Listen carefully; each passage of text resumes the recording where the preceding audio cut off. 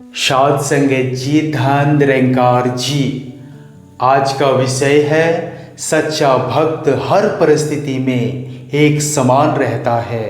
साध संगत जी, आज जो वचन हमारे सामने आए हैं उनमें एक ऐसे महापुरुष के गुण बताए गए हैं जो निराकार का साक्षात्कार करके जीवन में स्थिर हो जाता है। ऐसे महापुरुष की पहचान उनके बाहरी रूप से नहीं बल्कि उसके व्यवहार से होती है। संत जन जो भी कहते हैं वह कल्पना से नहीं कहते, उनका हर शब्द उनके अपने अनुभव से निकला होता है। इसलिए चाहे प्राचीन संतों की वाणी हो या आज के गुरसिखों के वचन, उनका सार एक ही होता है। सबका लक्ष्य एक निराकार है। इसी सत्य को शब्दों में कहा गया है, जो नर दुख में दुख नहीं माने, अर्थात जिसने निराकार को जान लिया वह सुख और दुख दोनों को समान भाव से स्वीकार करता है। दुख आने पर वह शिकायतों में नहीं उलझता और सुख मिलने पर अहंकार में नहीं बहता। उसका विश्वास परिस्थितियों पर नहीं बल्कि निराकार की कृपा पर होता है। इसलिए ऐसे महापुरुष जब भी अपने जीवन के बारे में बताते हैं तो यही कहते हैं, यह सब सद्गुरु की अपार कृपा है। वे कभी अपने लिए किसी विशेष सम्मान या उपलब्धि का दावा नहीं करते। आगे शब्द आता है, सुख स्नेहु अरु भे नहीं, जाके कंचन माटी माने, अर्थात जिसके लिए सोना और मिट्टी समान हो जाए वही वास्तव में समदृष्टि वाला है। इसका अर्थ केवल धन का त्याग करना नहीं है। इसका अर्थ है कि मन में किसी वस्तु, व्यक्ति या पद के प्रति ऐसा मोह न रहे जो हमें सत्य से दूर कर दे। जिस प्रकार सूर्य का प्रकाश मिट्टी और सोने पर समान रूप से पड़ता है, उसी प्रकार संतों की दृष्टि भी सभी पर समान रहती है। वे अमीर गरीब, अपना पराया या ऊंच नीच का भेद नहीं करते। उनके मन में सभी के लिए समान प्रेम और समान सम्मान होता है। साध संगत जी, आगे वचन आता है, नह निंदिया नाव उस तति, जाके लोभ मोह अभिमाना। जिस व्यक्ति ने निराकार को अपने जीवन का आधार बना लिया वह ना तो निंदा से दुखी होता है और न ही प्रशंसा से भूल जाता है। उसके भीतर लोभ मोह और अहंकार धीरे धीरे समाप्त होने लगते हैं।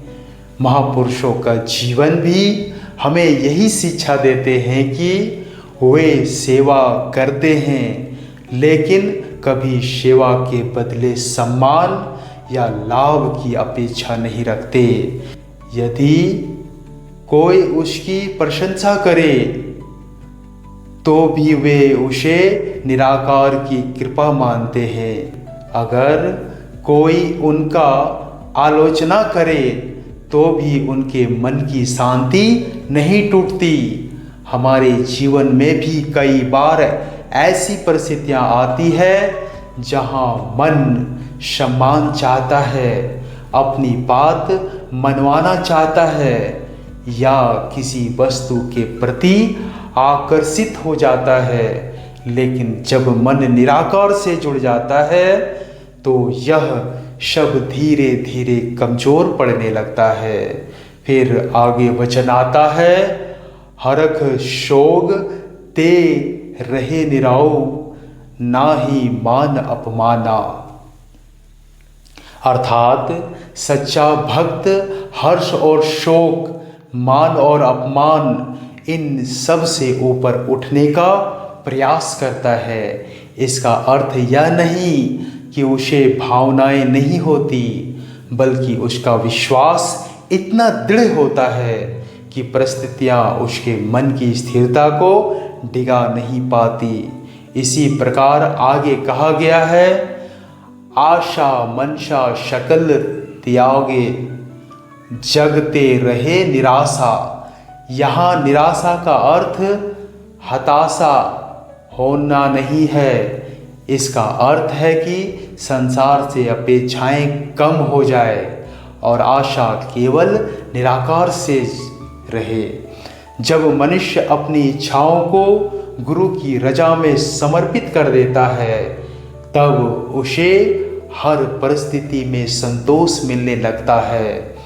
फिर वचन आता है, काम क्रोध जिह् पर से नाही, अर्थात काम क्रोध और अन्य विकार संसार में है, लेकिन जो व्यक्ति निराकार के ज्ञान में स्थिर रहता है वह इनका दास नहीं बनता। वह विवेक से निर्णय लेना सीख जाता है और अपने मन को सही दिशा में चलाने का प्रयास करता है। अंत में वचन आता है, नानक लीन भयो गोविंद सियों, जीव पानी संग पानी। यह सबसे सुंदर अवस्था है। जैसे पानी की एक बूंद समुद्र में मिलकर अलग दिखाई नहीं देती, वैसे ही भक्त का मन निराकार की इच्छा में इतना एकाकार हो जाता है कि उसके जीवन में मैं का भाव कम हो जाता है और तेरी रजा का भाव बढ़ता जाता है। आत्मचिंतन, संतों, आत्मचिंतन करने की जरूरत है। आज हम स्वयं से एक प्रश्न पूछें, क्या हमारा मन अभी भी परिस्थितियों के अनुसार बदल जाता है, या हम सुख दुख, मान अपमान और लाभ हानि में भी निराकार पर विश्वास बनाए रखने का प्रयास कर रहे हैं?